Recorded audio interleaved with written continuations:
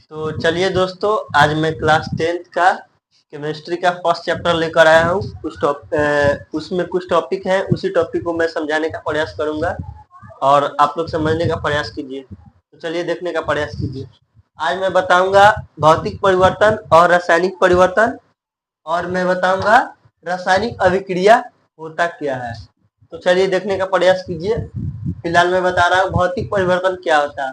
तो वह परिवर्तन जिसमें पदार्थ के भौतिक गुणों में परिवर्तन होता है परंतु रासायनिक गुणों में कोई परिवर्तन नहीं होता है, उसे ही हम क्या बोलते हैं, भौतिक परिवर्तन। कहने का मतलब है ना कि भौतिक परिवर्तन में जो होता है ना, भौतिक परिवर्तन में क्या होता है, रासायनिक कोई रासायनिक परिवर्तन नहीं होता है।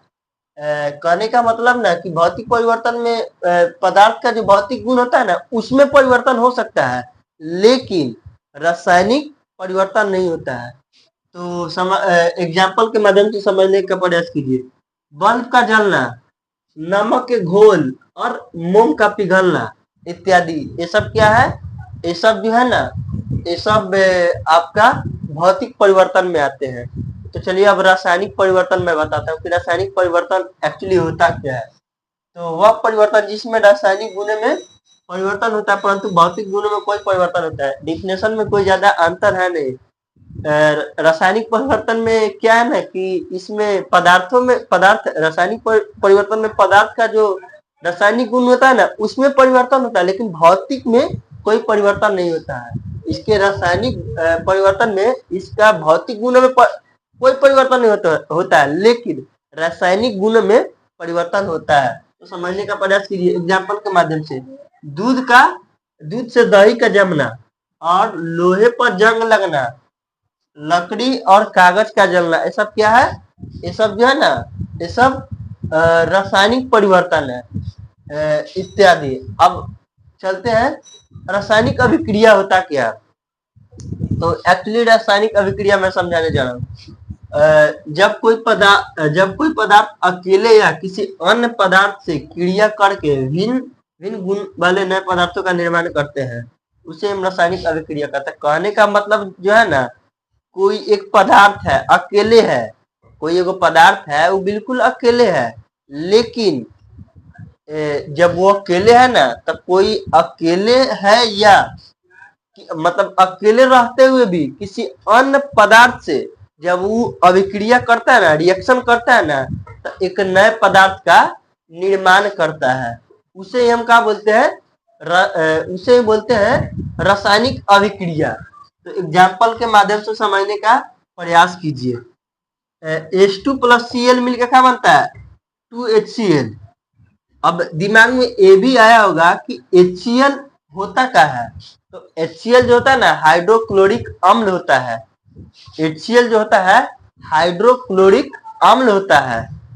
आपके बोर्ड एग्जाम में ऑब्जेक्टिव के तौर पे भी पूछा जा सकता है कि HCl क्या होता है। फुल फॉर्म के तौर पे पूछे या ऑब्जेक्टिव के तौर पे पूछे, लेकिन पूछ सकता है कि HCl क्या होता है। तो आपको बताना है कि HCl जो होता है ना हाइड्रोक्लोरिक अम्ल होता है। एक और एग्जांपल है Mg प्लस 2HCl मिलकर क्या बनता है, MgCl2 प्लस H2, क्या है, आयन बनाता है। तो आज तो देखिए, कहने का मतलब कि आज मैं इतना बताया ना, तो यदि इसमें भी कुछ डाउट रहेगा ना तो मैं अगला नेक्स्ट वीडियोज में मैं इसमें कुछ और टॉपिक है, एक वीडियोज में थोड़ी खत्म होने वाला है। बाकी मैं एक भाई है वो बोल रहा है कि भैया एक बार थोड़ा सा रिपीट कर दीजिए। तो देखिए मैं इस चीज को रिपीट कर देता हूँ।